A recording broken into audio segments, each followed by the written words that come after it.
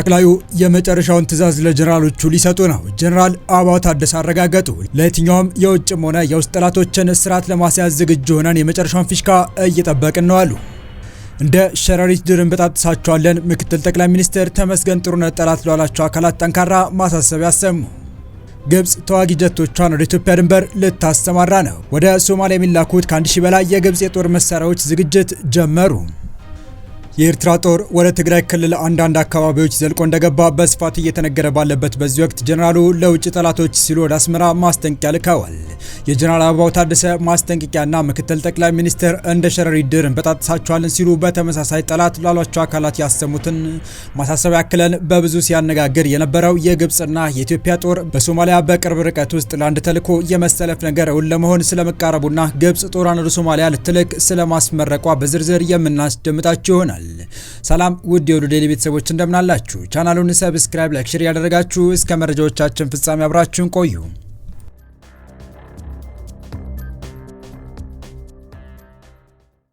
ጠቅላይ ሚኒስትር አብይ አህመድ ለጀነራሎቹ የመጨረሻውን ትዕዛዝ ሊሰጡ እንደሆነ ከከፍተኛ ጀነራሉ በኩል ተነገረ።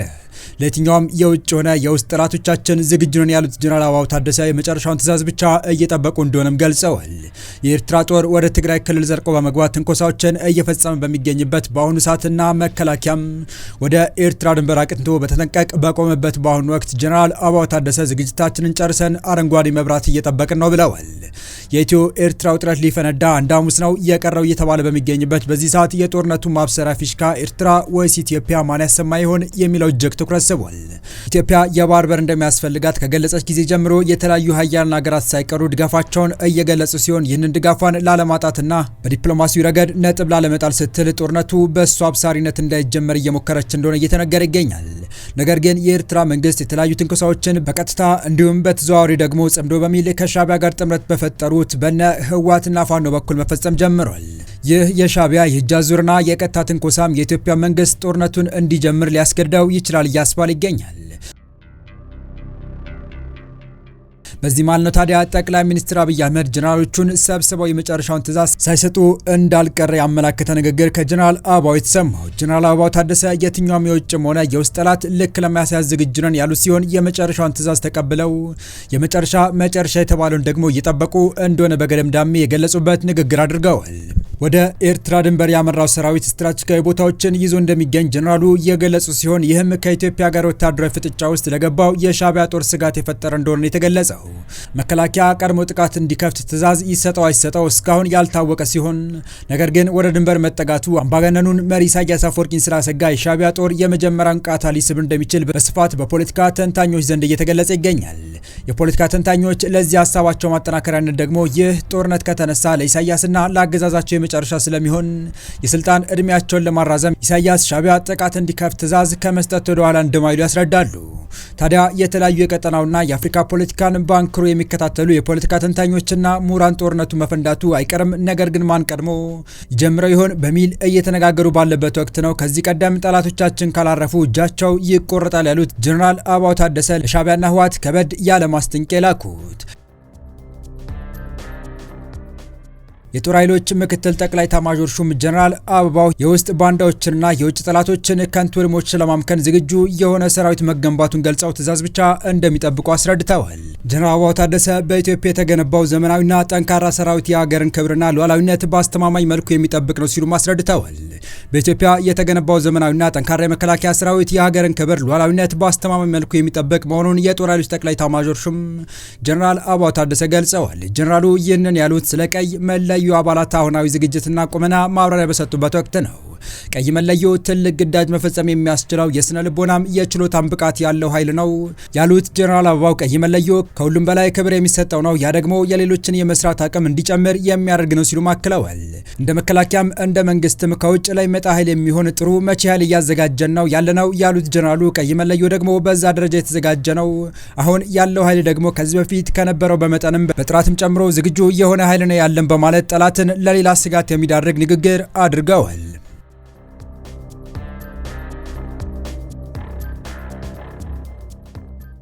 በቀጣይ መረጃ ግብጽ ተዋጊ ሄሊኮፕተሮች፣ ተዋጊ ጀትና ወታደራዊ ተሽከርካሪዎችን ጨምሮ ከ1000 በላይ የጦር መሳሪያ ወደ ሶማሊያ ልትልክ ነው።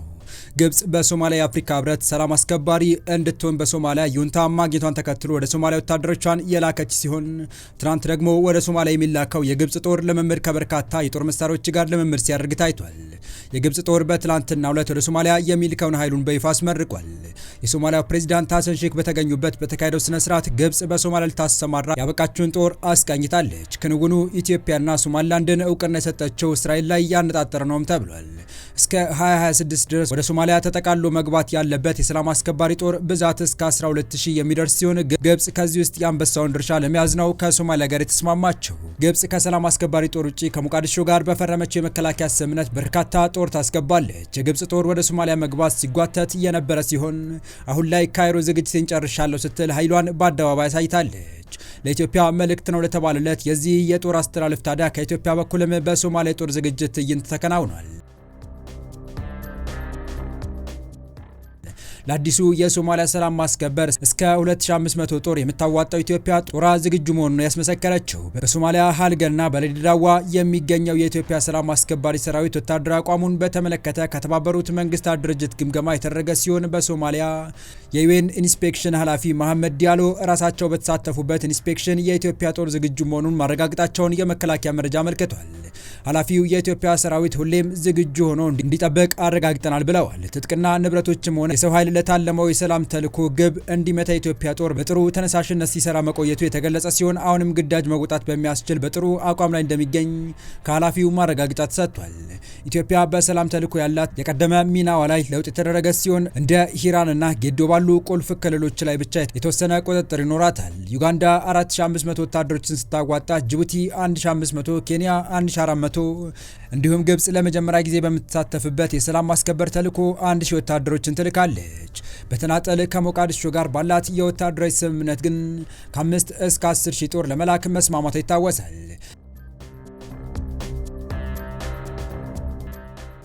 ከ17 ዓመታት በላይ በነበረው የሶማሊያ ሰላም ማስከበር አንድም ቀን ተሳትፋ የማታውቀው ግብጽ አሁን እጇን ያስገባቸው በአባይ ግድብ ጉዳይ ከኢትዮጵያ ጋር ያላት ቁርሾ አስታካ መሆኑ ይነገራል። ሞቃዲሾ ወደ ግብጽ ያመራችው ኢትዮጵያ ለሶማሊላንድ እውቅና ለመስጠት የመግባቢያ ስምምነት ከፈረመች ወዲህ መሆኑም ይታወሳል። እንደ ፑንትላንድ ያሉ ከፊል ራስ ገዝ አስተዳደሮች የግብጽ መምጣት ተቃውመው ሶማሊያ የእጅ አዙር ጦርነት መድረክ ትሆናለች ሲሉ አስጠንቅቀው ነበር። ፕሬዚዳንት ሐሰን ሼክ መሐመድ ግን በኢትዮጵያና ግብጽ መካከል በትንሹ የ1 ኪሎ ሜትር ርቀት እንደሚኖር ገልጸው ሀገራቸው የእጅ አዙር የጦርነት አውድማ እንደማትሆን መናገራቸው ይታወሳል። የሶማሊያ ፕሬዚዳንት ሐሰን ሼክ መሐመድና የግብፁ ፕሬዚዳንት አብዱል ፈታህ አልሲሲ ካይሮ ውስጥ ባደረጉት ውይይት ያላቸውን የደህንነት ትብብር በማጠናከር ላይ መስማማታቸው መዘገቡ አይዘነጋም። ባለፈው ሳምንት ማብቂያ ላይ ወደ ካይሮ ያቀኑት የሶማሊያው ፕሬዚዳንት ከፕሬዚዳንት አልሲሲ ጋር በሰጡት የጋራ ጋዜጣዊ መግለጫ ላይ የሶማሊያን አንድነት የሚገፉ የትኛውንም ተግባር በጋራ እንቃወማለን ብለው ነበር። ግብጽ በበኩሏ በአፍሪካ ህብረት የሶማሊያ ድጋፍና የማረጋጋት ተልዕኮ ስር ወታደሮቿን ለመላክ በያዘችው እቅድ መሰረት ተግባራዊ እንደምታደርግ ፕሬዚዳንቱ ገልጽ የነበረ ሲሆን ይህ በተገለጸ በቀናት ልዩነት ነው ግብጽ ከ1000 በላይ የጦር መሳሪያዎቿን ወደ ሶማሊያ ልትልክ ዝግጅት መጀመር የተሰማው። በመጨረሻም ምክትል ጠቅላይ ሚኒስትር ተመስገን ጥሩነህ ጠላቶቻችን እንደ ሸረሪት ድር እንበጣጥሳቸዋለን አሉ። ምክትል ጠቅላይ ሚኒስትሩ ጠላት ላሏቸው ኃይሎች መልእክት ልከዋል። ምክትል ጠቅላይ ሚኒስትር ተመስገን የፓርቲያቸውን የምርጫ ምልክት ይፋ ባደረጉበት መድረክ ላይ ባደረጉት ንግግር ጠላቶቻችን ወጥመድ ሁሌም ያጠምዳሉ፣ እኛ ግን እንደ ሸረሪት ድር በጣጥሰናቸው እናልፋለን ብለዋል። ተመስገን የብልጽግና ፓርቲ የሰባተኛው ጠቅላላ ምርጫ የማኒፌስቶና የምርጫ ምልክት ይፋ ማድረጊያ መድረክ ላይ እንደተናገሩት የብልጽግና ፓርቲ መምረጥ ነገን መምረጥና ለድልና ለተስፋ ድምጽ መስጠት ማለት ነው ብለዋል። ጠላቶቻችን ወጥመዶቻቸውን ሁሌም ቢያጠምዱም በቆራጥነታችን ግን እንደ ሸረሪት ድር በመበጣጠስ እናልፋለን ያሉት ተመስገን ኢትዮጵያን ወደሚመጥናት ከፍታና ተምሳሌት ሀገር እናሻግራለን ሲሉም ተደምጠዋል። የሰባተኛው ጠቅላላ ምርጫ ማን ኢትዮጵያን ይምራ ከሚለው በላይ ኢትዮጵያን ወዴት እንውሰዳት የሚለው የሚወሰንበት ነው። በአንድነቷና በብልጽግናዋ ለአፍሪካና ለዓለም ምሳሌ የምትሆን ሀገር እየገነባን ነው ያሉት ተመስገን ፈተናዎቻችን ብዙ ቢሆኑም አቅማችን ግን ከፈተናዎቻችን በላይ ናቸው ብለዋል። መከራ የሰለቸው ጦርነት ያንገፈገፈው ድህነት ቃርቃር ያለውና ኋላቀርነት የመረረው ታታሪ ህዝብ እንዳለም ተናግረዋል። የተወደዳችሁ የቻናላችን ቤተሰቦች ለአሁኑ ለእናንተ ይመጥናሉ ብታደምጧቸው ታተርፉባቸዋላችሁ ብለን የመረጥንላችሁ ዕለታዊ መረጃዎቻችን እስካሁን ያደመጣችኋቸው ነበሩ። በተመሳሳይ ሀገራዊና ቀጠናዊ ጉዳዮች እንዲሁም ዓለም አቀፋዊ የጂኦፖለቲካ ወታደራዊና አነጋጋሪ ክስተቶችን ለበለት ተከታትለን በትኩስ ይዘን እንደምንቀርብ እያሳወቀን የቻናሉ ቤተሰብ ካልናችሁ ሰብስክራይብ፣ ቪዲዮን ላይክ እና ሼር በማድረግ ተደራሽነታችን ታሰፉ ዘንድ አክብሮታዊ ግብዣችን ነው። አበቃን። ሰናይ ጊዜን ተመኘን።